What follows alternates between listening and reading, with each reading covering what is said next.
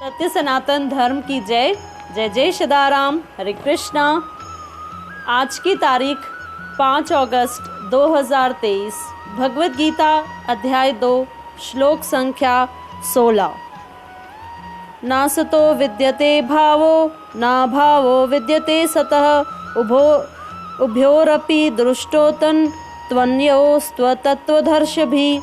तत्वदर्शियों ने यह निष्कर्ष निकाला है कि असत यानी भौतिक शरीर का तो कोई चिर स्थायित्व नहीं है, किंतु आत्मा अपरिवर्तित हो रहता है। उन्होंने इन दोनों की प्रकृति के अध्ययन द्वारा यह निष्कर्ष निकाला है।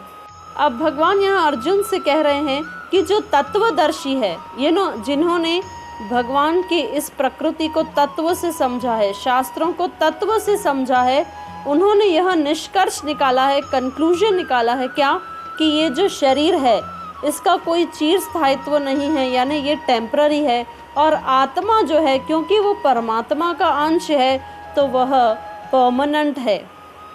अब आत्मा में कोई बदलाव नहीं होता। आगे भगवान कहेंगे आत्मा ऐसे नहीं है कि पहले जवान थी फिर वृद्ध हो गई, पहले पतली थी फिर मोटी हो गई। ये सब आत्मा के लिए नहीं है, ये शरीर के लिए है। शरीर में बदलाव होता है, लेकिन आत्मा जैसे कि वैसी ही रहती है। और ये आत्मा, इसका शाश्वत संबंध किससे है? भगवान से। अब इसमें दो बातें बताई गई हैं, शक्ति और शक्तिमान। ये भौतिक प्रकृति जो है और हम जो जीवात्मा हैं, ये सब कौन है? ये सब भगवान की शक्ति है। और शक्तिमान कौन है? स्वयं भगवान हैं। तो ये आत्मा और प्रकृति भगवान के द्वारा कंट्रोल किए जा रहे हैं। हमें हमारा शरीर मिलता है तो कर्म के अनुसार मिलता है, लेकिन इस शरीर में, ये तो शरीर जड़ पदार्थ है, लेकिन इसमें चेतना भरने वाले स्वयं भगवान हैं। तो एक शक्ति है, एक शक्तिमान है, एक कंट्रोल्ड है और एक कंट्रोलर है। तो वैसे देखा जाए तो आत्मा और परमात्मा में कोई भेद नहीं है।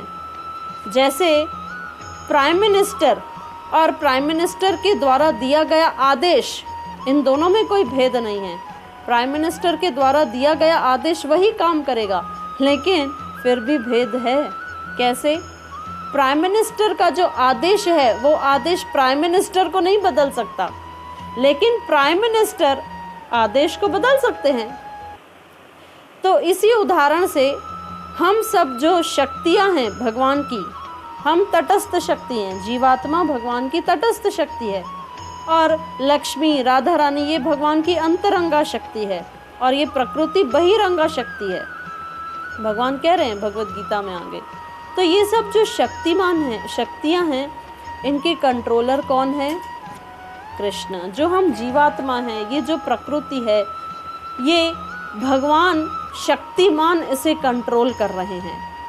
लेकिन आज इस कलयुग में हम देख रहे हैं कि लोग इस बात को स्वीकार करने को तैयार ही नहीं हैं कि भगवान हमारे स्वामी हैं और हम उनके सेवक हैं। उन्हें लगता है कि हम ही भोक्ता हैं, और इसीलिए बार बार जन्म मृत्यु के चक्कर में आना पड़ता है। लेकिन भगवान फिर से अर्जुन के माध्यम से हम सब जीवों को ये बताना चाहते हैं कि तुम मेरे अंश हो, और हम सब भगवान के नित्य दास हैं, और वे एकमात्र स्वामी हैं। वैसे भगवद गीता में ज्ञान योग, कर्म योग, भक्ति योग, ये सब बताया गया। लेकिन जब हम भगवद गीता को ध्यान से पढ़ेंगे तो इसमें जो सबसे प्रमुख है वो भक्ति है। कैसे? ज्ञान प्राप्त करने पर अगर हमारे हृदय में भगवान के प्रति प्रेम जागृत नहीं होता है, भाव जागृत नहीं होता है, शरणागत भाव जागृत नहीं होता है, तो ये ज्ञान हमें सिर्फ अहंकार की ओर ले जाता है। इसीलिए हम सबका ये कर्तव्य है कि हम भगवान की भक्ति करें। अब भक्ति एक तो साधन भक्ति है, हरि नाम जप करना, भगवान की सेवा करना, मंदिर जाना, ये सब साधन है कि ठीक है। लेकिन इससे ऊपर जो भक्ति की एक्चुअल डेफिनेशन है, सही परिभाषा यही है कि भक्त यानी जो जीव जिसके अंदर शरणागत भाव आ गया है वही असल रूप में भक्त कहलाता है।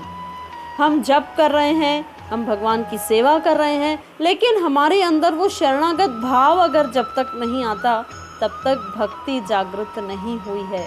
हम कर तो रहे हैं, जबकि करना चाहिए, क्योंकि जप करते करते, हरि नाम सिमरन करते करते, भगवान की सेवा करते करते ये भाव आएगा, शरणागत भाव। लेकिन हम कैसे परखेंगे कि हम भक्ति के मार्ग पर आगे बढ़ रहे हैं कि नहीं?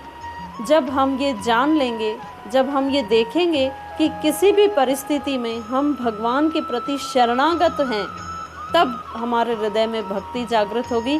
तो भगवद गीता के माध्यम से भगवान हम सब के अंदर इस भक्ति को जागृत करना चाहते हैं और अपने धाम हमें वापस लेके आना चाहते हैं। अब वो हमारी चॉइस है कि हम भगवान के धाम जाना चाहते हैं या फिर इस जन्म मृत्यु के चक्कर में फंसे रहना चाहते हैं।